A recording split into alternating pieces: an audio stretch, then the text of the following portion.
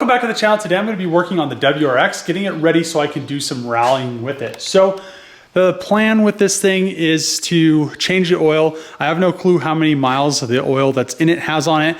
And I want to do a few things. I want to wire the fans to a switch. Eventually I'll put a thermostat in it, but for now I'm just going to do a switch. And just want to clean some stuff up. When I took it for its first maiden voyage, this fuel line was leaking, so I'm going to either try to tighten this clamp a little bit more or just put a new piece of fuel line or fuel hose in there. And pretty much that's really all I need to do. I want to also check the transmission fluid. The transmission has this weird whine, and if it has fluid in it, maybe it has straight cut gears in the first 3 gears, which a lot of people that rally Subarus do.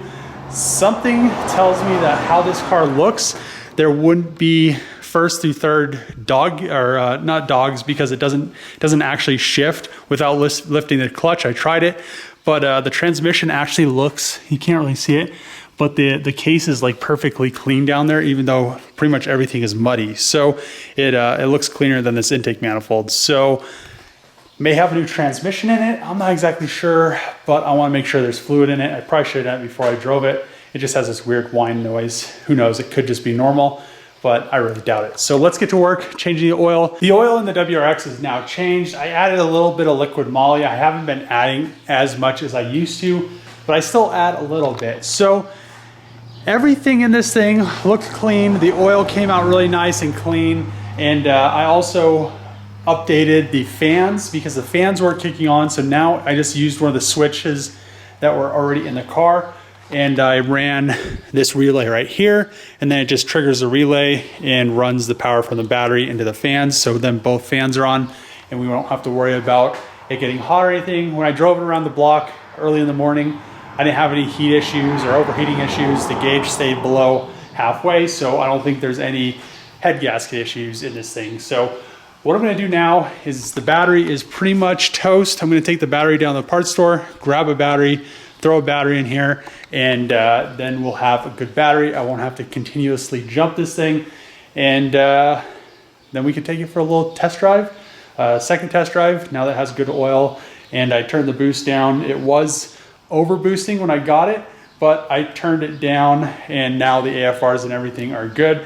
And it doesn't seem like anything was damaged prior to that from whoever was driving it before. But yeah, now we could just stay in and rip it. But let's go grab this battery, throw a battery in here, and then go take this thing for a little drive. I was gonna go down to the parts store, buy a battery, and then I remembered that I had the battery out of the G35, which it is the same battery. So it still had power, threw it in, started up, and now the fan should actually work. So let's try the switch out.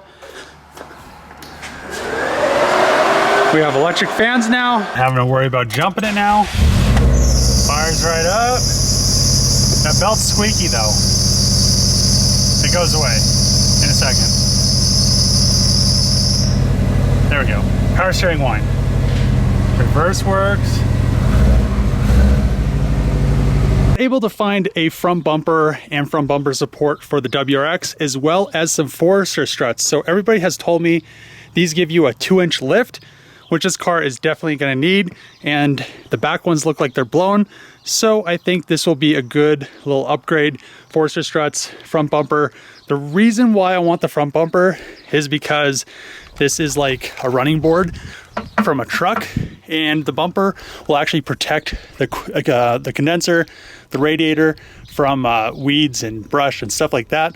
I pulled the front wheels off just to clean some stuff up on the Subaru after ripping it in the, oh man, look at that. That stick punctured the fender liner. But to clean everything up after ripping it on the land and the rally track, and I didn't notice the first time, but it has these aftermarket spherical bearings. I think that's what that is on there, but it looks like stock ones on the other side. Not exactly sure.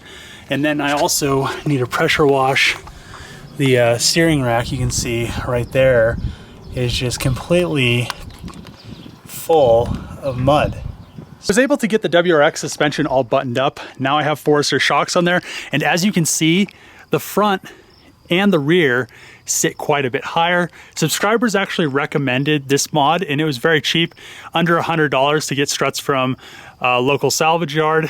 Also, the rear struts, why the car was squatted so much in the rear was because I'm not exactly sure what happened, but I'm sure there was a jump involved because the springs popped past the perches, and yeah, these things are pretty much done. So now I have good struts on the front and the rear, so the car will handle a lot better. I have a lot higher ground clearance for going through whatever I'm going to go through, and I was going to throw the bumper and the bumper support on, but I do not have my drill here, so I will have to do that tomorrow. I'll just drill the holes out. This car obviously was wrecked before and they fixed it, but they didn't fix it very well, so some of the holes don't line up, and I'd rather have a WRX bumper or bug eye bumper on there instead of a side step for a diesel truck. I was finally able to actually get the bumper and the support on. What I had to end up doing was using a ratchet strap to pull both of the ends in that the bumper support bolts to, and then everything fit. And then I was able to use some U-nuts, get the bumper all connected, get all the grill and everything zip tied in there, and now we are ready to go. So this thing is 100% ready for, you know, some rally fun. But that's pretty much really all I'm going to say. I'm going to go take it for a little test drive, see how the suspension feels. The suspension is a lot less sketchy. It actually feels like it's doing stuff, what I'm gonna do now is actually go home and then clean the interior so it's not as gross, because yeah, this thing is really dirty and the steering wheel is super gross. Interior on the Subaru is now decently clean and the steering wheel is 100% better.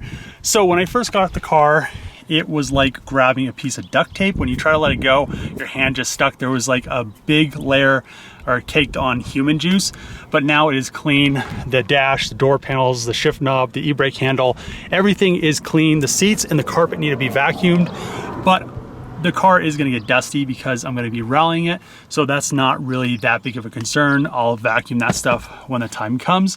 And that being said, I'm gonna end the video here. If you do like these videos, make sure to click the subscribe button, thumbs up, throw a comment below. As always, see you guys next time.